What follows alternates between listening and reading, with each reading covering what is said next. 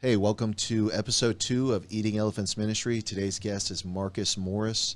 He's a good guy, a lot of life experience, and we get into some interesting topics about faith. And you're going to hear his voice in a second here, and know that it's a pretty awesome voice. He's getting into voice acting as well, so we were able to have a good discussion about that, and possibly serve him in his voice acting pursuits. If you guys want to watch the end, I'd appreciate it.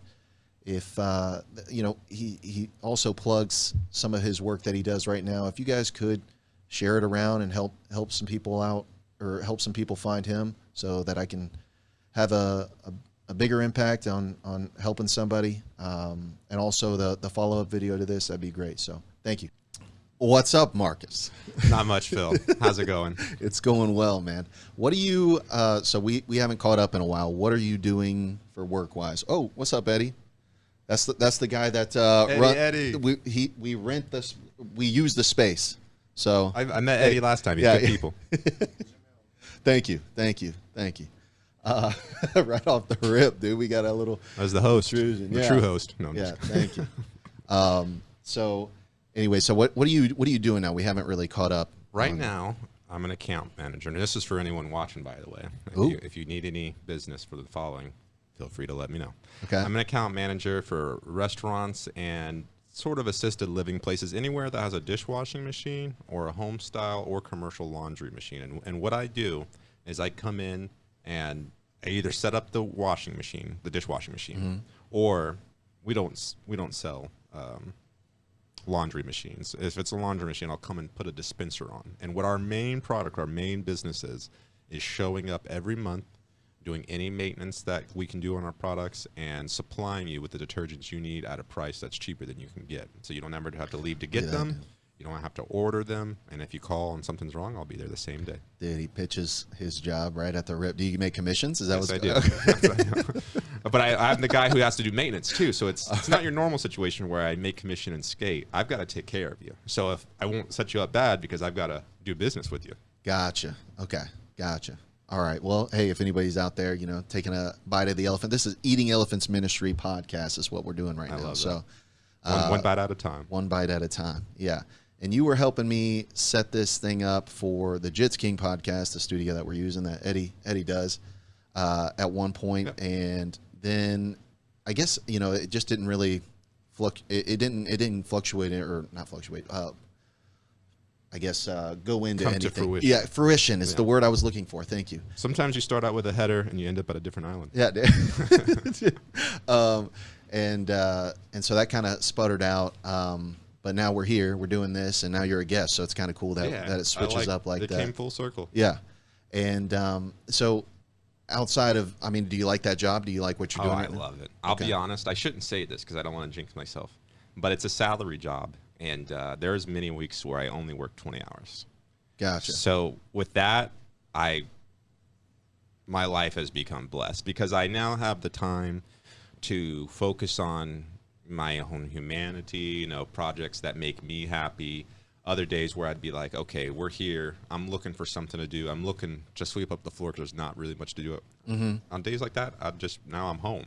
Yeah. Maybe working on a chore. Let's clean the garage out. Let's check out the sunroom. Whatever.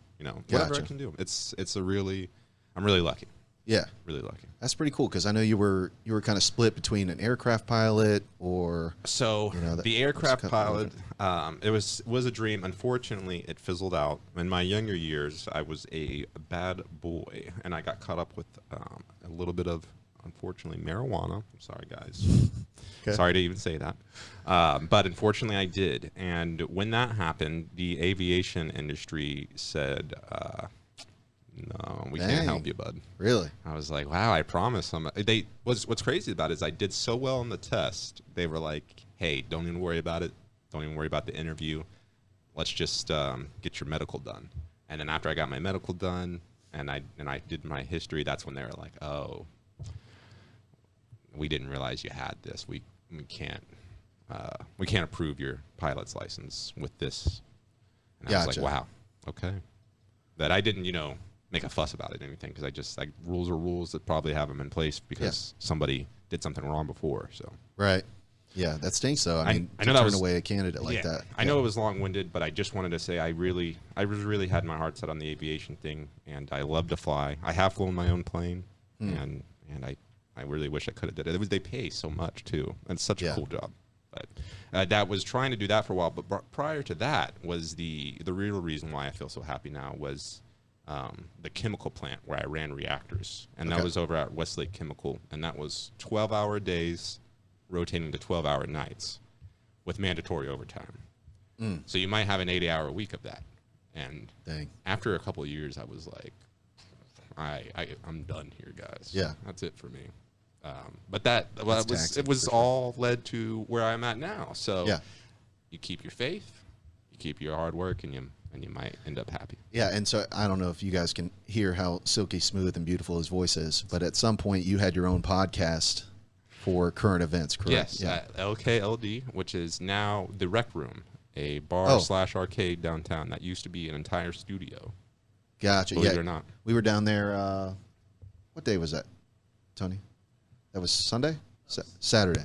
It's a cool place. It gets busy, but it's Saturday. A cool place. Yeah, Saturday we went down there. We actually, episode 1, we talked to my buddy Mike. He had a DUI, and he had a couple DUIs, but he only got busted for one, I'd say. But my best friend's got 2 of them. Yeah. But anyways, we went down there to downtown Lakeland. We handed out some cards, and it was just like free rides to stop DUIs. Oh, okay. We went up to all the bouncers down there and tried to. Nobody called us, but we were there. So you did your part. Yeah. You bring the horse to the water. That's all you can do. That's right, dude. That's right. So we went out there. There's a lot of things we could do differently now that I think about it, but it's about being there. It's about being genuine. Yeah, too. it's about at least going to do something. At least being out there. Maybe somebody, and then Mike, he was actually pretty cool about he's wanting to sponsor somebody through their alcoholism journey kind of stuff. So pretty cool to see the first episode have some kind of progress there. Yeah. And then so you had that podcast, and I mean, are you a fan of radio? Like, do you listen? I love radio. I originally went to a place that supposedly was owned by CBS, and I went and kind of auditioned there. And it was hard to tell. This was at the time I was 19. So I went all the way to Orlando to a place that was supposedly owned by CBS. They had this like little radio. You go inside. It was really nice, really swank. They had different studios and stuff. And I did this like audition thing, and they liked my audition so much they were like, we will waive the tuition fees for the first year or whatever. Daggum, dude. I think my mom managed to convince me it was a scam or something. Sometimes your own family holds you back. But I know she was well-intentioned. I think she thought it was a scam. I don't know. But so I didn't end up following through with that. But I ever since then, I was like, this is something I've got to do. Music, radio and music is something I want to do. Yeah. Definitely. You definitely have the voice for it. I'm a big fan of talk radio, like, even the local stuff around here, but it was because it was forced upon me. Like I had to take the bus in middle school, and I was a pretty far away drive, like it was 6 a.m. kind of stuff. And we would just have to listen to what my bus driver put on, and it was talk radio. It was MJ Morning Show. I've heard that many mornings on the way to school. Yeah. MJ Morning Show was pretty, I guess 93.3. Yeah. It was very memorable. Yeah, it is. And then it turned into Bubba the Love Sponge. It did. Yeah. There was a couple mornings where I was like, we're definitely not supposed to be listening. He to was this. polarized. Yeah. No doubt about that. That was his gig. He was polarized. I'm kind of surprised my bus driver never got canned for some of the stuff I heard on there. I mean, it was just kind of wild. And they had like fake voices and stuff that I thought were real until late adult life. There was some pretty what's the word? Like you said, dirty. It was some pretty raunchy stuff. Like even some of my friends had like clips from the show on their MP3 because it would be like a song they did or something. It would be like, oh man, it would be like, I remember he had this character Ned. Oh yeah, Ned. Yeah. Yeah. And Yeah, I mean, Every morning I say woke up less, hearing. Yeah, I mean they had parody songs every day right, on there. right. You know, That was a show. You just blew my mind. Go flash the past. With yeah. that one. Oh, dude, I can hit you the song. There's that one song I've never been able to forget. Even my kids know this song, but it's like, "Would you like a piece of ham and cheese? Would you like a piece of cheese and ham?" Dude, I don't know why. I don't know why that stayed with me so many years. But somebody, when I asked that, you would come in and say, "I would," like that, and that was the parody. Like I don't know what kind of song that was. Yeah, you don't know what it was based Yeah, on, but you remember that. But man, it was just like, dude, I'm sitting there doing math and algebra, and I'm sitting there singing that out loud, and I would annoy my classmates because it was just like, dude, I've heard this every day for the last 3 weeks. I have every a morning. similar memory from MJ in the morning show. He really had this. He had this soundbite that he would play, and I'd have no clue what context he would play it with. But I just remember he would play something, and it was from a movie or something, and somebody was yelling, "I drive a Dodge Stratus." And he would just like, he would hit the button and the dude would just yell it. And that's what I remember from there. There's a lot of good like moments. Yeah. You know, we got a little button thing. It's just Little got the soundboard. stock stuff. Yeah. So, but yeah, we probably should get as we get some more clips. Maybe we can add them on there. I drive Yeah. Dodge Stratus should be on there. I don't know where. We'll look it up, dude. And then now you got it's not Cowhead, it's Mike Calta. You like, But Cowhead came after Bubba Loves Bunnies, didn't he? right? Cowhead in the morning. Well, Cowhead was afternoons. Okay. Yeah. And yeah, I started liking Cowhead a lot, Yeah. and then he switched to Mike Calta, like his real name. And so now they're still, these guys are still Tampa Bay, Even MJ running things. If you, I don't know if you ever catch the little billboard, but MJ still has a radio show going on. It's a different channel. I think like at 98.3 or something. But I remember seeing it, an advertisement for it. 98.3 is like here in Lakeland. That's Max. That's Max 98.3. I know he's got a spot in Lakeland. I don't know where. Oh, MJ does. Yeah. Oh, that's kind of crazy. Okay. Well, I mean, I have the better MC right here, dude. With the voice, bro, you're gonna crush it. I'm telling you. So yeah, they are very divisive though. They are. Yeah, some of them are very divisive. I know that, but it's just kind of crazy that you grow up with these influences that these like kids now are never gonna have that kind of thing. Like I don't think a teacher can get or a bus driver can get away with. They're going to be healthier for it. Yeah, yeah, dude. Some of that stuff was mentally unstable. Man, yeah, and the fact that like you said Ned and stuff, like I didn't know that stuff was fake. I didn't know any of these call-ins where they like do calls like War of the Roses kind of stuff, and like you're sitting there as a kid, you're thinking like, oh my, you're like, I'm just learning so much adult context. Like, yeah, it's the wrong context. Yeah, and then it just messes you up, you know, and I don't know, it's like you know you're not supposed to be listening to this. Yeah, it's kind of weird to try and go back and hear some of that stuff. Like even with movies, I know that there's a lot of movies that I tried to show my kids now that I thought were appropriate because I watched them when I was a kid. Right. And then I'm like, holy cow, whoa, this is not like I remember being. I think it's like elementary school, and I watched Roadhouse with Patrick Swayze. Yeah. There's probably 100 boobs on that movie. I didn't remember that at all. And I just remembered him ripping out his throat, man. It was the coolest scene I've ever seen. It's like as a kid. It's like you wonder why so many people need therapy and stuff today. And it's like some of the stuff we were watching with our kids, like your mom thinks, yeah, this is totally fine. Yeah. It's like somebody's heart's being ripped out or something like that, like or something gnarly or just totally adult is being on screen. You know? Yeah. I mean, like my dad was a big Mel Gibson guy with his The Patriot. Yeah. There's some scenes on there that are like, holy cow. As a kid, you're like, what? Braveheart. Like Braveheart's still one of my favorites. And it's just kind of like, dang, man, this guy was getting executed. And I was just some kid just watching this. You know? So one thing I notice about the youth of today, they're a lot less problematic towards each other. Okay.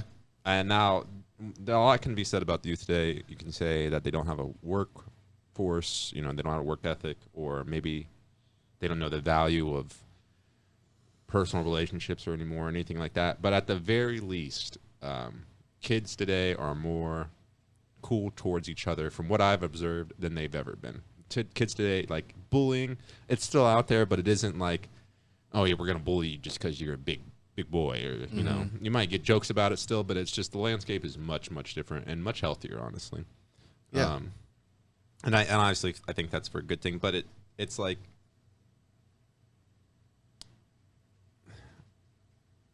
is it a lack of personality for what they're watching today? Like, is it, what's the words I'm trying to look for here? Because with the culture that we experienced when we were younger, you took a lot of that with you. It became, you know, your personality today. Man. I'm not saying if you watched Braveheart, then you are a Braveheart guy today, but it kind of, you know, makes the man in a way, or the woman, or whatever. Yeah. But today, with the lack of that kind of visceral art on screen, I just kind of wonder what the future culture looks like. Because today, it's like I don't walk out of a movie very often thinking like, that was a great movie. Yeah. As opposed to like when you're a kid, you're like kind of watching great movies like back to back to back. And I just wonder how the landscape of the future will work out. There won't be a lot of stories like what we're telling now. And I'm curious of, as far as like trends go, you know, if one of my friends didn't go home and immediately turn on Toonami when I was that age, it was like, what are you doing, man? Yeah. You know, it's like we're all watching, like we're all doing that. You know, we're all checking out the same thing that we can check out. And with the availability of everything now, it's kind of like less relatable content where, you know, you might not know this guy's YouTuber or that, you know, that vlogger or whatever. There's just so much of it. Yeah. There's just so saturated. I often cite my personal inspiration. Among many things, one of the things I name is actually Adult Swim. Yeah. Which come on after Toonami. And the reason for that was just, everything they were doing that was so different really spoke to me. Because it was like, it was just stuff for not the average person, you know? And I don't mean like an intelligent person. It just was stuff for like, if you weren't only watching, you know, cowboy movies growing up, then you might enjoy this. Or if you have an alternate form of comedy, then you might join this. And I think that really gave a lot of people inspiration, including myself, to just be who they want to be. Yeah. And one thing that I do appreciate about kind of more edgy content, like things like Moral Oral. I do remember Moral Oral. Yeah. Stuff like that where I'm like getting into the faith and, you know, just kind of getting into the Christian religion in general. And you can kind of get in this vacuum where nothing is nothing's challenging your thoughts. Like everybody's in agreement here in the Bible study. Absolutely. And then you go watch a show like that, and it's just kind of like, dang, dude, you know, that is kind of funny that we do that. Yeah. It's like, do you get some profound moments when you step outside of the box? Yeah. Yeah. But that stuff's outside the box. You know, it's like, you watch South Park and they make fun of you. Yeah. You know, like I remember there's an episode where they're like, why did God do that to Job? And then I thought, like, yeah, man, what the heck, dude? Yeah. Wait, why did God do that to Job? Yeah. And it'll just give you a second to think. Obviously, you shouldn't get to the end of that and be like, here's a negative thought. But you should be like, oh, well, you know, I guess I didn't really think about it like that. And that's what's nice. Well, it lets you kind of investigate your own views. Nope. And then it's like, all right, when somebody watches that episode and they have that opinion because of that episode, you can be like, hey, I've already thought of this. Well, there's just no room to... What I'm about to say, I mean it in a very particular way. Inside of the church, there's no room to grow beyond what's inside of the church. No one's going to stand up in the pews and be like, why did God do that to Job? And then other people laugh, and then you have like a little 20-minute discussion about it. That's never going to happen. Yeah. So it's like, you can be awesome inside the church. You can be everything that a child of God should be inside the church, but... Are you going to ever have any profound thoughts? Mm-hmm. Yeah, I'm not sure. We never really had this conversation. What's your background in faith? Like what? Oh, so for me, it's tough to explain. I kind of just, for me, as long as I can see that you're pure heart, me and you have the same God. Whether that's a Christian God, who knows? Whether the universe is just, you know, a metaphor for God, and everything that happens in the universe, good and bad, we call the universe God. I don't know yes or no, but I do know as long as I can fully tell that you're pure of heart, we have the same God, whatever that God may be. Because at the end of the day, you believe in being kind, you believe in being thoughtful, and that's what I believe in. What was the influences there to kind of get you to that conclusion? So I think it was the type of things like the very first time I was like, I don't think God would be mad if I questioned this this aspect. Because sometimes I'll be in church, and as a child, people are like, don't question this. This is what's in the Bible. Mm-hmm. You know, Yeah. God, you better praise God. You better give him all your praise. You know, you better pray and stuff like that. And I started thinking, well, if I am just really good to people and really kind to people, and I'm not concerned about heaven or hell, but even if, like, let's say I don't believe in heaven or hell, but I continue to do everything that a good Christian should do, just because it's the right thing to do, I said to myself, I don't really think God would turn me away. It doesn't really make sense to me for one of his children to be such a great child, and then he'd be like, well, you never acknowledged me. I'm sorry. Gotcha. Yeah, so I just started having some, and I'm sure there's much more theory to go in there. There could be people at home watching this being like, no, you got it all wrong. Oh, yeah, I'm sure. I'm sure there is, but at the end of the day, that was it for me. That was the starting point of like, well, you know, I think I would rather just be a good kid and not believe in anything. Like, there's no reason I need to do this. If I do something bad, it's because I did something bad. If I do something good, it's not so I can go to heaven. It's just because it's the right thing to do. Gotcha. So do you have like anybody in the church that kind of took you aside and like talked about that, or is it just kind of? No, I never brought it up to people in the church because I went to church a lot as a child. What church? What kind? I mean, there's so Baptist, and so we went to. There was a church on South Florida. I'm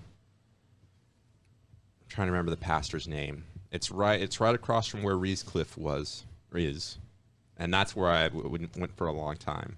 And I cannot remember the pastor's name there. But isn't that a bar now? That's Brass Tap, or not Brass Tap? It's a couple buildings down from that bar. Gotcha. But I do know what Brass Tap you're talking about. And then for a while we went to. I'm trying to remember. So if you're on.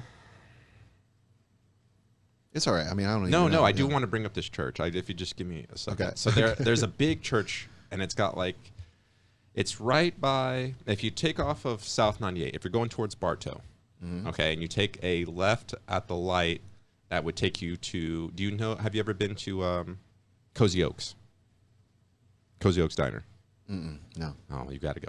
Okay. But there's a big church, I think it's Family Worship Center. That's what it was. So we went to Family Worship Center for a while. That was a good one. We also went to Carpenter's Way before it was torn down. That's a throwback right there. Yeah.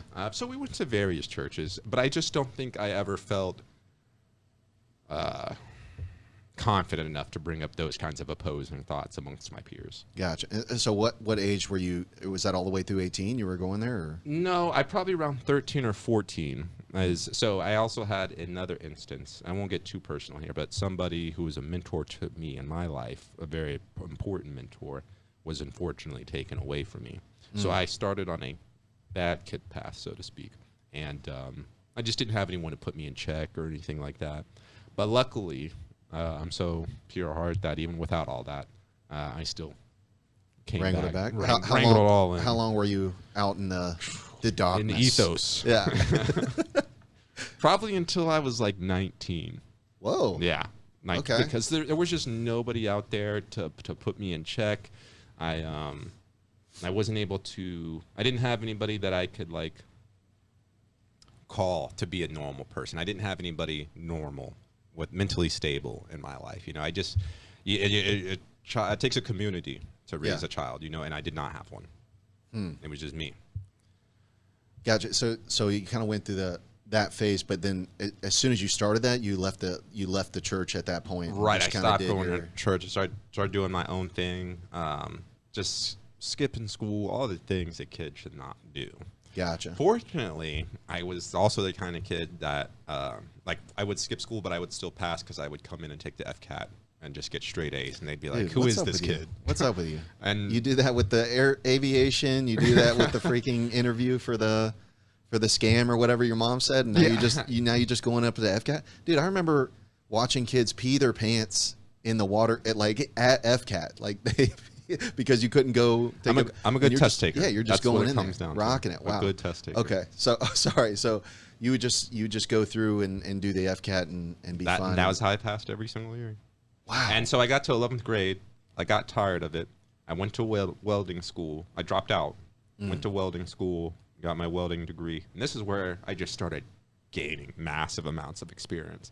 I was going from one thing to another. I was a welder at one time. I was driving semis. I did maintenance. Was server position. So by this time, I started like, you know, I wasn't on the bad path anymore, but I was still a very lost guy. I didn't know what my career was going to be, what I wanted to be. I just kept gaining experience. I'm very fortunate it all turned out decently, because I could have easily ended up at some job forever. Yeah. Without using my skills. Right. Yeah, I mean that makes sense that you would just kind of go in different paths in that time and just trying to see. So outside where of do welding, I fit in? Yeah, outside of welding, what'd you try? I guess podcasting. Yeah. So outside of welding was the serving. Sorry if I'm not talking right now into my mic here.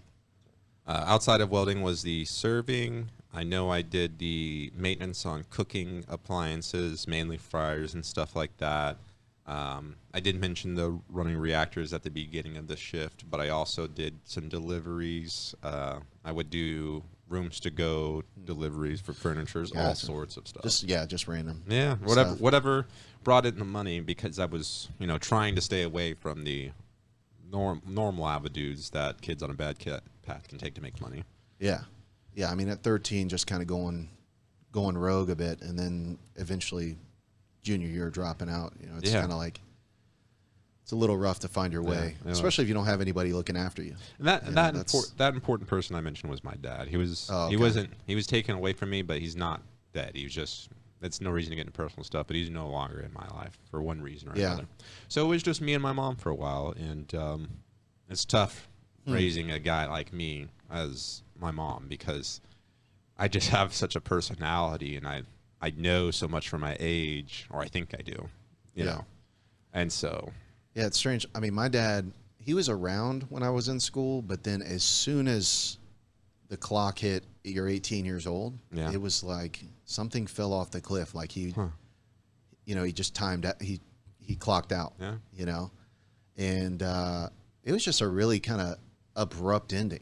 You know, just an abrupt, kind of like, all right, I did my part. Yeah. And that sent me down. I mean, I was already really into the faith at that point. Yeah. Because of the instability that was going on. I mean, he was every other weekend was with my dad, and you know, he was kind of a rebel. He'd do some crazy stuff and such, but you know, I didn't realize. And as a kid, you know, you see the signs then, but you don't know what they are, of what was going on. So he got into drugs and, you know, meth and all that kind of stuff. Yeah, you don't know those signs as a kid. Yeah, at all. You really don't. Right. Yeah, you don't. But it's like that's just kind of crazy to think about some of the moments of him, you know, kind of being erratic, you know, and just like moving and kind of like, you know, twitching sometimes or something, and when he's high, you know, and just not realizing that, like, he's just not. That's not the root beer. Right. You know? That's not, He's not, these twitches are not normal. Like the way, He's not on a sugar rush. Right. You know? And it just kind of, that really made me go more into the faith. I had to.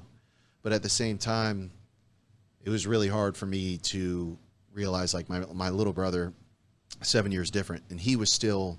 He's going to have to deal with that for a while. Well, he was still putting in effort over there. Okay. But he was like, you're 18 now. Yeah. You know?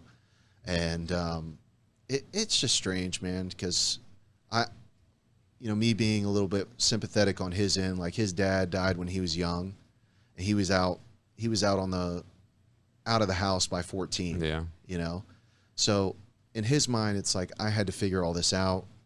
You're already past the point where I was. Like, you should be able to do this. I mean, I definitely wasn't, but he didn't realize how that isn't what you were supposed to do. Right. You know, he just thought, like, this is what it is. It's an interesting life when you grow up to be what I like to call mentally stable, and you understand what being a good parent is, and you kind of go through this thing where you're like, okay, I would like to be mad at them, but are they just less fortunate than me? How did I arrive here to the correct way of thinking, and how did they miss the boat? And the way they missed the boat, was that intentional? Was it unintentional? Obviously, if you start blaming for people for the way they act, you yourself will kind of go down a bad road. So really the best way to be is just be like, I guess I should just have pity on those less fortunate. And I don't mean that in a like a looking down way, but just sort of like, if somebody is not thinking the way you think it, the way is appropriate to think, there's a chance that they just didn't have the same tools you had. Even if you don't feel like you had any tools, like I just came to this correct thinking on my own. Whatever tools you didn't think you had, you had. And and it's tough to formulate or try to understand if somebody else didn't have those tools, or if they're just a bad person. It's a lot to think about. Yeah, especially as, you know, as a kid, where you're not thinking about being sympathetic to your parent, or empathetic to like putting yourself in their shoes. That hasn't, you haven't gotten to that level yet. But they're also not able to teach you that. They're not also, you know, they're not saying, hey, these are the problems I have, and I want you to understand the effects of these problems. Like my dad never, there was one time, you know, that I confronted him, and I was just really bothered by it because my church, it was, you know, they had families there. Yeah. And I was just the only one that went. Like I was the only solo kid that showed up on Wednesday and Sundays. Sure. And they had like this revival service stuff where they do like these, you know, every church every day for a week or something. And they had like family night. Yeah. And it was just, dude, it just fired me up because I had to sit with the pastor, and he made a big deal about it. He's like, hey, son, come on over, like in front of everybody. And I was just like, he thought it was a joke. I get that, you know, seeing it now. But for me, I was just like, this is mortifying. You know, this is like, this is not cool. Right. Because I know, you know, could feel everyone's thoughts. Whether they were there or not, dude, you were feeling them. Yeah. And it's just kind of like, gosh, dude, why did you have to say that? Like, couldn't you at least try to see like from my side when I come over to you and kind of say like, hey, I ain't got nobody to sit with when they do this thing. Right. And they're like, yeah, you could sit with us later, you know? So we went to more subtle. Yeah. And then like when I do it subtly, but you know, some people just aren't thinking, like I don't hold that against them. Right. It could be tough because in the moment I did, but you feel like you're being thoughtful and they're not. And you're like, can't you just be thoughtful? Yeah. But it's tough to differentiate. It's tough to take away that kind of thought, to stop that kind of thinking and be like, it's just not in their mind. Yeah. Because I have this friend in my life, and throughout our 10 years, more than 10, but for the last 10 years, I've been like, this guy is not a good friend, you know, like he's just, I'm a very thoughtful person, you know, I love to spend time doing nothing even. We can just be silent together. That's awesome. You know, that's what brothers do. Yeah. But it wasn't like that for him. And after a while, I was like, I stopped thinking, well, he's a bad friend, and I just started realizing like, he doesn't not have it in him. I'm not going to phrase it like that, but he doesn't have it in him in the sense where the good values that I have in me just aren't there. Like there are checks that my brain leads me to, and in certain scenarios I was like, well, here's one step of logic. Okay, here's the next step of logic. And well, if we're going to do this, let's do this. And other people just don't have that. They don't have critical thinking. It's not because they are less or anything like that. They just didn't get the tools to train themselves to that way along the way for whatever reason. Yeah. Critical thinking is super important, and over time, and I think that's just what it's come down to. They might critical think about a lot of things, but are they critical thinking about social engineering and what it means to somebody else? And a lot of times the answer is no, because that's a really expansive way to think. And you have to learn that. I don't know how. Right. And it's kind of allows you to be sympathetic to the fact that it's not a stupidity thing where they have the knowledge. It's just ignorance of understanding. You know, and I see that at least in the faith circles, you know, it's like somebody will scream at somebody's face about some belief that they have. Yeah. You know? And it's just kind of like, do you not realize that they haven't been exposed to the same stuff that, like, to even consider, they don't take the word of God, like the Bible, as valid. Right. So why would they listen to you make an argument from the word of God? It's like they don't think it, you know, it's just kind of, that's not in their head. Man. Right. They're not trying to hate on you or trying to be mean to you. They just are so, and that even goes back to politics too. If you're trying to, I'm not going to get into it with this, but if you are trying to explain a concept to somebody, whether regardless of what side you're on, if that person, you might be valid in your concept, but if that person is so removed from that world, they're just not going to be able to get down with what you're saying. People need steps. They need to be included. They also have something called ego in the way. Yeah. That's a whole nother thing. But well, I think it's I mean, the kind of the principal verse that we're kind of basing our podcast on is to love your neighbor as yourself, you know, and it's a big leap in faith whenever I can put myself in Marcus's shoes and say, like, how would I serve Marcus? Yeah. You know? Absolutely. So if you had some kind of super big disagreement with me on some belief, it would be, you know, some kind of way to put myself in your shoes and say, like, all right, would I come down on this? You know, there's times where maybe a sharp rebuke would be needed, like, you know, right. But very few times, because, you know, always it's like the gentle approach is to much better. Kinda, it's helping people not throw up a wall to your idea. It also helps people, you know, like, not feel attacked, because that's when the ego comes into play. If somebody's feeling attacked, they're gonna be like, I won't be attacked. Yeah. You know, in their head, they're like, I refuse to be attacked. I'm not gonna be attacked. Yeah. Well, you're not being attacked. Right. Yeah, and it's not even it's not manipulation. It's understanding. Absolutely. You know, it's understanding where people are coming from, and understanding that, you know, not everybody's going to be raised like you now and have the same concepts in their head. Now, I'm blessed enough to see that from people. I could spend 60 seconds with you, and I already have an idea of what, if you're leaning towards that or not. And that's why, like, so when me and you first started, over the conversations we had, I was like, I really like Phil. I can already tell that he's a good guy. Thank you. But now I think this is fair to say, at no point did you ever know what my religion was. Right. Despite the fact that we were saying all the same values, you know what? and everything I don't even like know that. what you call that. I mean, what do you label it? I couldn't know. I couldn't know, because it's not like I don't believe in anything. It's just we probably got the same. As long as you got a good heart, we probably got the good heart, same God. So I don't know what that's called. But you would never, a person who was a good Christian or a good whatever, because there's plenty of good religions out there. A person who is a good whatever will never know where I differentiate from, as long as they're a good person, because that's all that matters to me. Yeah, I mean, I understand where you're coming from there. Yeah, and in you know, just putting myself in your shoes right now, like, that makes sense to me. I'm like, in my head, I'm like, would my if only God knows if you're a good person, and if you are a good person, and I was mean to you, or I turned you away, or I implied that we didn't have the same goals, then would God then look at me and be like, you're not being very nice?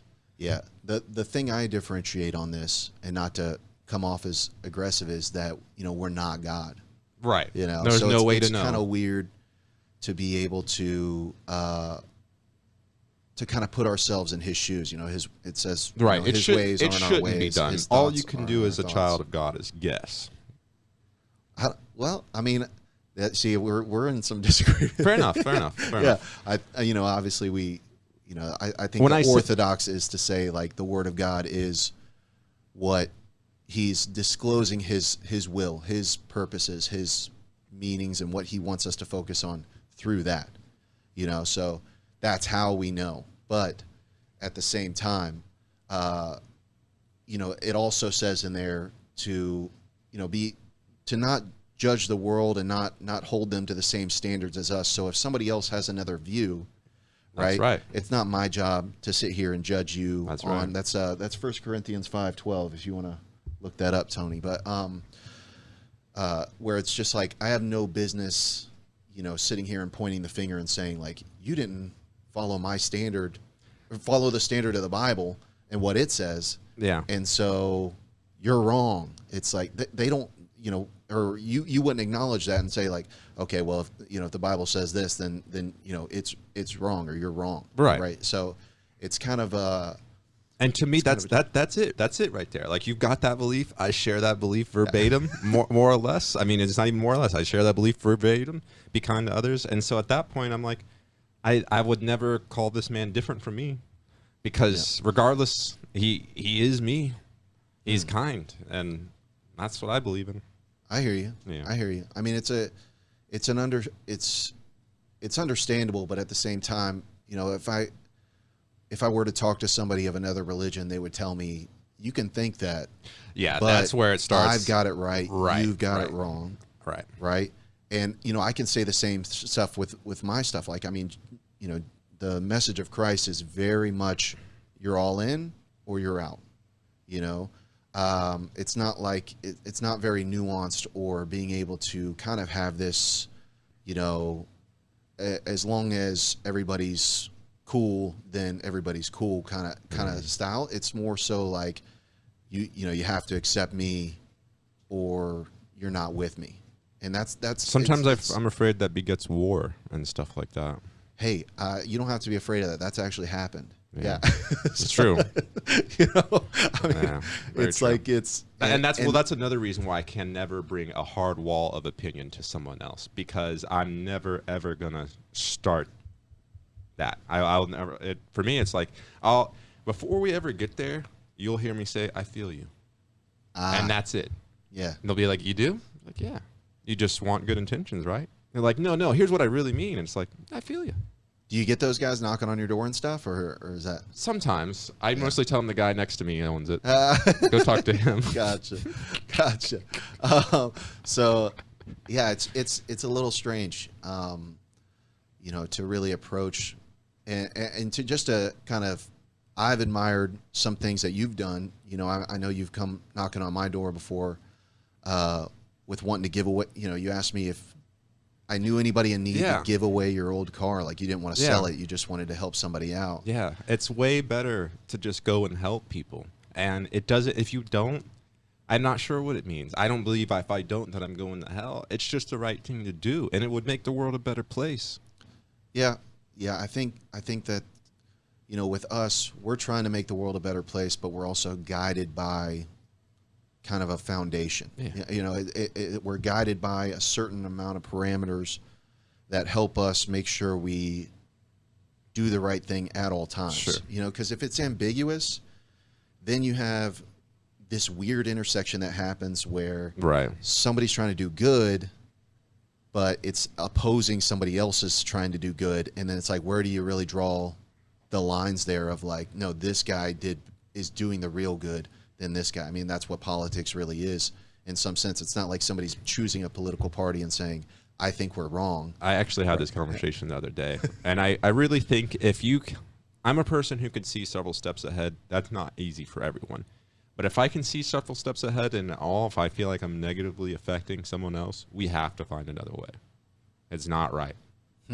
Because so I'm not going to say who we were talking about, but the viewers could probably figure it out one way or another. But me and another person were talking about a particular individual, and we were talking about the fact that they're a very rich individual. And I said, this very rich individual, it's no right for a person to pass judgment, but this person did not come into their money authentically. They haven't won any real battles of faith, patience, anything. So to me, I see that as fugazi. It's all charade. So, and I just went on to say, in my opinion, the only real way you can become a billionaire is if you scam other people or you take away from people, realistically, because it's so much money.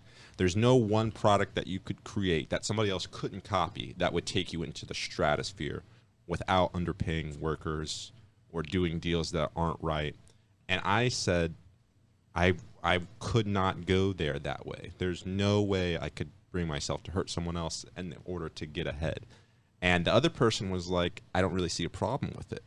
And then I was like, I sometimes forget this is out there. Like, I sometimes forget that people just don't see eye to eye on things that to me seem so simple. Do not hurt anyone else. And other people are like, well, you know, if you can get ahead.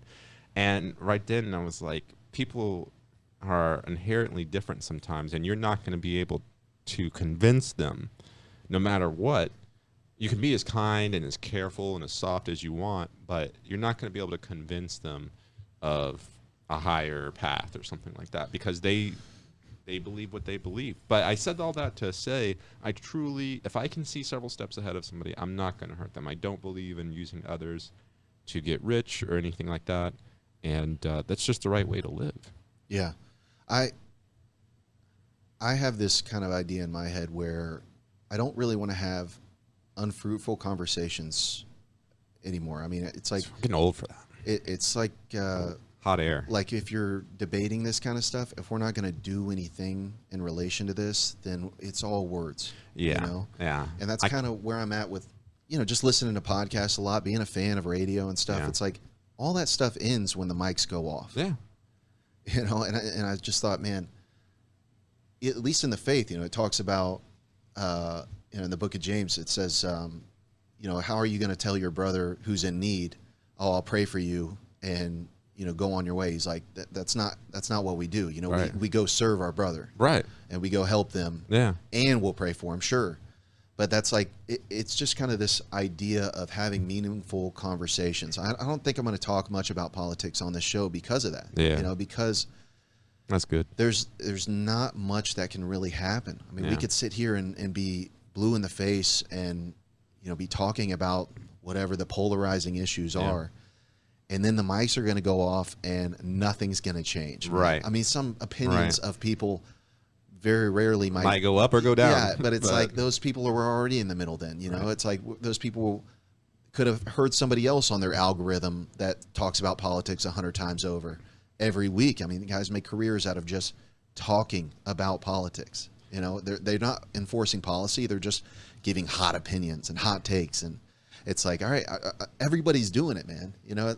I don't know why we have so much of it versus, hey, let's have a conversation and let's do something about it.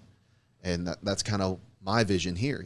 That's like, just hearing kind of what you're saying, and thinking about, your car goes out and you want to do something about it, Yeah. or whatever it is. I know you mentioned a lady that you believed was like just a saint, man. She like raised 2 kids. Oh, that were, yeah, man. Oh, man. It's tough to even think about her. Not because, of the despair or anything, but it's just tough to think that how much, you go through your life and you think about your accomplishments and you're like, yeah, but it's like you see somebody who's really, really got it hard and you're like, what does all this mean? Because if I had it like that, I probably wouldn't be where I'm at now. So it's like, it's just upsetting to even think that people have it that difficult. Okay. You seemed really impressed with her whenever we talked about it, before this podcast, but what does she do? Like because that's possibly a serving opportunity for us. Like, yeah, what's, no, you're what's right. over there? So first off, this is a friend of my wife's. So Okay. I would need to catch up more with her about it to hear more about this woman. But I learned about this woman, and I have met her through my wife. And she worked with her, and sometimes she would come over, and my wife would cut her hair for free and stuff like that. And it was through these interactions that I learned how difficult she had. She just had a partner that was not very nice to her. She had 2 kids that, needed a lot of help. Like special needs help. And she was doing this all on her own. And on top of that, everything she was doing on her own was only going about as well as one person can manage with all these responsibilities. So it just really spoke to my heart, and it was somebody that there are people out there who have it even worse than her, but particularly she was on my mind. And I was like, this is what hardship in faith really means, is to continue on. Because, I'm in my world, and I'm like, I've been through hardships, and I have faith in being a good person. And then I see this lady, and I'm like, that is strength right there. Yeah. And it just spoke to me. See, that's something where I don't know if she'd be interested in being on here, but I'd love to have, I've seen a couple people that are serving in the shadows like that. I mean, it says in the Bible, God sees what's done in secret, and he rewards you. Like, there's a lot of people out there that are doing God's work behind a door that never gets open, and they're just always serving these, a special needs kid or whatever the situation may be, and it's kind of wild that we don't really get to highlight any of that or help those people out because It's you don't tough. see them. You don't see them. Yeah. So I was about to say, I was about to say earlier that as long as you keep being genuine and honest and kind and thoughtful, I truly believe you'll make it wherever you're trying to go. But that pertains to stuff like voice acting, um, car mechanic, whatever you're trying to do, as long as you are genuine and kind. But if that mission of being genuine, kind, and thoughtful is only towards your personal hardships that no other people see, there's not the same kind of end goal for that. It's like you could keep being genuine and thoughtful with yourself, and that's never going to have anything to do with anybody else. It's just going to be you and the shadows, so to speak. I mean, you're not in the shadows, but it's just, in that sense, you know, you're just on your own. And that goes back to this lady. Like, she will keep being genuine, just like I am. She will keep being kind, just like I am. But I'm not doing these things to get anywhere, but eventually doing these things will bring me a potential career or other nice people who will help me out, stuff like that. With her efforts, it is possible, less likely to end up with a bonus for being like that, because what you get out of that is just being a good person. Yeah, I just feel like that's something I need to pursue. I mean, if you'd be willing to put in a word for me or something, I'd like to kind of get her story and just kind of see. I mean, that's just, I don't think it's emphasized enough, so I'd like to emphasize it. It really. And you mentioned voice acting, because I mean, we haven't really talked about voice acting, but you're still pursuing that, or I didn't mention anything about it, but I have majored in drama and mass communications, and I've been playing the piano since I was 4. So for me, just the voice acting and not the singing, dancing, you know, acting, the 3P or anything like that, but just the arts is just something I just love. Is that the dream, voice acting? I mean, is that what you're... Acting in general is the dream. Voice acting, because it would allow me to commit to my other dreams as well, as opposed to acting where you need to be on set and stuff like that. I might be able to pull my lines off at home with voice acting, then walk to my other part of my house, which is a music studio, and work on that. Gotcha. Or go and volunteer somewhere, whatever. I just don't want to be like, okay, we're making this movie over the next 3 years. I need you to live up here in New York because that's where we're shooting. I'd rather not do that. Gotcha. That's not my dream. It is my dream to play in movies like that because I love to act, but at the end of the day, that's not the lifestyle I want. The lifestyle I want is more akin to what a voice actor could do from home. Do you have voices? Like, do you have characters that you... So believe it or not, true voice acting has nothing to do with characters. I'm in a lot of voice acting groups with a lot of professionals. And you get a lot of people who will join and be like, here are the 10 voices I can do. And they're like, here's an old man. And like, yeah, I'm a little kid. And they're doing them wonderful. They can even do the impressions really well. But it's like, that is nice. And that will take you far. But you need to be able to act. And there's much more to it than impersonating people or anything like that. You could have all those voices, but if they sit you down and are like, here's what you need you to do, you might find that you don't have the range for that. As opposed to somebody who doesn't have any impressions, but has all the acting in the world, and their one voice goes to range like way, way far. Like, he could either be a country guy, he could be a fantastical adventurer. He's able to find that context and apply it. So it's really, people will tell you can come in with all the impressions. They'll be like, well, that attitude, let's take it down about 10 notches. Let's get you into acting class. And then after a few years, then we start talking, because that's really how it is. Directors will throw you out if you don't know how to act. And it's tough. It's tough. Huh. Because it could be the difference between, like, so let's say the casting director wants you to recite this one line. Everyone's reciting the same line. He's having everyone's. You have got to hit that line with a perfect inflection and everything. So that means you need to take a second to think about it. It's like, let's say the phrase is, what do you mean by that? And the first guy comes up and he's like, what do you mean by that? And the second guy comes up and he's like, what do you mean by that? And the third guy comes up and he's like, what do you mean by that? And then the director might be like, that's it right there. But to find that range, you need to have acting, you need to have the experience from acting and intuition to know, okay, I need to put inflection on this line, I need to drag this line out, I need to raise my voice, I need to lower my voice. And you can't just get all those things by just knowing how to do impersonations and stuff like that. That's you can the process stand up you're in right now? Yeah, you can stand up on a stage and impress people. Like, oh, here's a show I'm doing tonight, but you know, at the end of the day, it's not the same as like, okay, you're now this character in this famous show. Gotcha. Okay. Okay. Well, let me ask you this then. Can we assist you in that? Can we?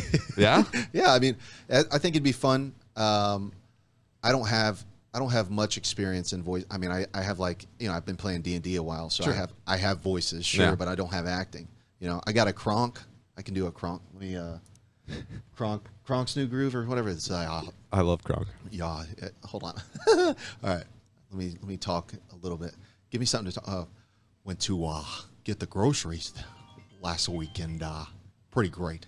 Pretty awesome stuff. Yeah. And but we could like, honestly, I'd be down to read some lines with you. Just do a demo. Yeah, that'd be cool. And like I'd be totally down for that. just to see, like, because our viewers, they could share. You know, there might be some people that know voice actors or something. Hear you reading some lines. Yeah. And just be like, hey, hit this guy up, and I'll put your contact Oh information. yeah, I'm actively doing jobs. Like I said, for everyone at home, I've majored in drama. I've done video game work. Nice. These are all remakes. So I got paid for free, but nonetheless, I've done the job and I can do it again.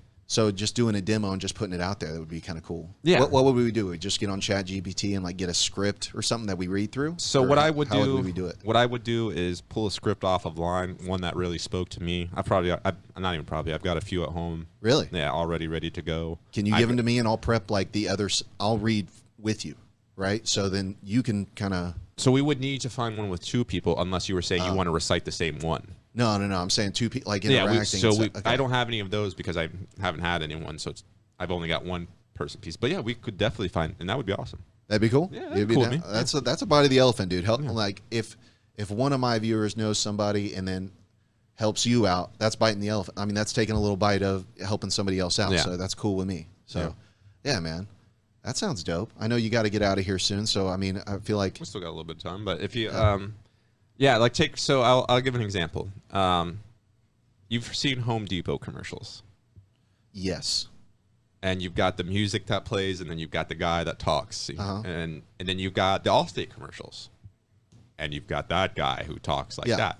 And so each spot has its own groove that'll fit good, and it's your job to take all your acting skills and put yourself in that groove. And it takes experience. And so you're open to. I mean, if a local Lakeland business wanted to do a radio ad, please, I'm your guy.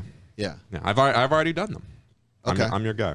Nice. your guy. Or like if we're talking any animations, like At all. you're doing I'm sitting in an audition for an animation this week. awesome. Yeah. Okay, man, I didn't know you were as active as. Yeah. Yeah, I mean, I knew we mentioned this a while back about you being into voice acting, but all right, dude, let's see what we can do. We'll plan another day that you come out and we record on here, and Sure. I'll try and do my best to make you look okay. You know, I'll try and take it seriously and to read the lines well, but I would hope that we find a way to kind of get that out there, and we'll try and promote you. We'll try and get you out there, see what happens. But okay, all right, man. Well, let me pray for you, and we'll call it there. Sounds good to me. Sounds good. All right, God, thank you for this podcast and just being able to talk with Marcus here and being able to hear his heart. Lord, I don't know why you put that on my mind about this lady that he really looks up to, that's just going through it with two special needs kids. God, could you just bless her? Can you be with her in her struggles right now? I just love that you see what's done in secret, God. I love that you see the grind that other people are doing in your name and reward them. I thank you for being a just and good God in that. And I just thank you for how great you are in that. In Jesus' name, amen. Amen. All right, brother. Thanks. All right, it's good. Yeah. Cool, dude. Well, now I get to try voice acting. Yeah.